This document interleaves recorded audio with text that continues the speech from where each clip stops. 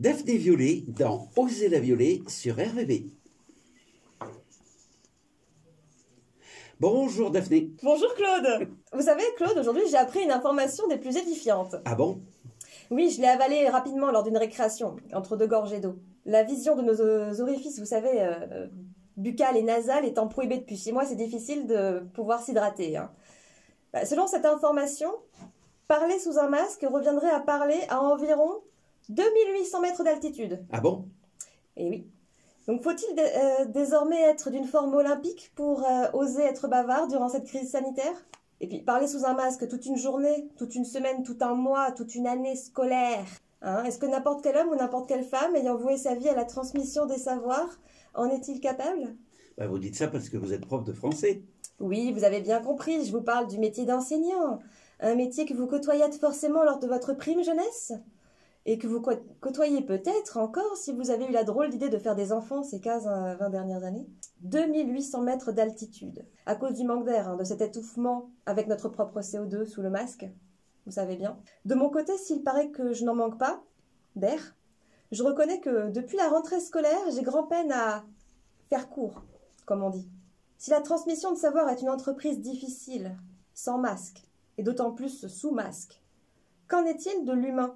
De notre rôle sur le plan psychologique, de la charge émotionnelle à gérer durant l'adolescence, de la sécurité morale et affective des élèves qui suffoquent et ne voient plus aucun sourire une fois franchie l'enceinte de leur établissement. Plus de sourire sur les visages de leurs camarades, de leurs surveillants, de leurs professeurs, de leurs cantiniers, cantinières, de leurs agents d'entretien, ou bien encore de leurs psychologues scolaires. Ces acteurs du collège-lycée dont le sourire était évidemment, pour eux, bien plus qu'une simple convention sociale. Un sourire dont le respect assurait la paix et la bonne entente entre eux aussi.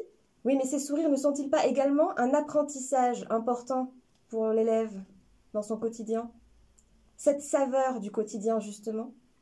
Un peu de baume au cœur pour les petits et gros bobos de l'école? Pour moi, en tout cas, jeune professeur de 28 ans, encore enfant sous bien des angles, je dois reconnaître, ce masque qui nous protège d'un virus mortel m'épuise terriblement. Ah, il me vide, je suis vidée. Et aussi paradoxal que cela puisse paraître, il me tue. Il vous tue? À petit feu, oui, il me tue. Alors que je suis dans la fleur de l'âge, Je n'ose penser à l'état des vieilles branches qui hantent la salle des profs. Depuis des dizaines et des dizaines d'années, les pauvres.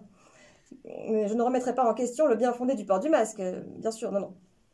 D'ailleurs, l'État l'a déjà fait pour moi, avec moins de scrupules, en avril et mai 2020. Vous savez, clamant son inutilité d'abord, puis sa dangerosité, vous vous souvenez? Oui. Non, je ne ferai pas ça. Je souhaiterais simplement, dans cette tribune où je peux enfin enlever mon masque de prof pour partager mon désarroi face à ces classes qui ont tous des programmes cryptés de Canal+, maintenant. Vous savez, avec ces gros pixels blancs là au milieu du visage. Ça assourdit le son en plus, les petits... On se rappelle, ça étouffe la voix. Je n'entends plus alors que ma propre voix dans la classe, la seule voix de ventre qui résonne, puisque leurs timides petites voix de gorge n'ont pas encore le coffre nécessaire pour passer à travers le tissu.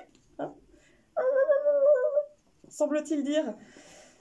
Je tends inlassablement l'oreille, je leur demande 1000 fois de bien vouloir répéter, et nous peinons dans cet échange, dans cette espèce de dialogue, de sourds, non pas de sourds, ni même de muets, si vous me permettez l'anglicisme, un dialogue muted, un dialogue silencieux en français.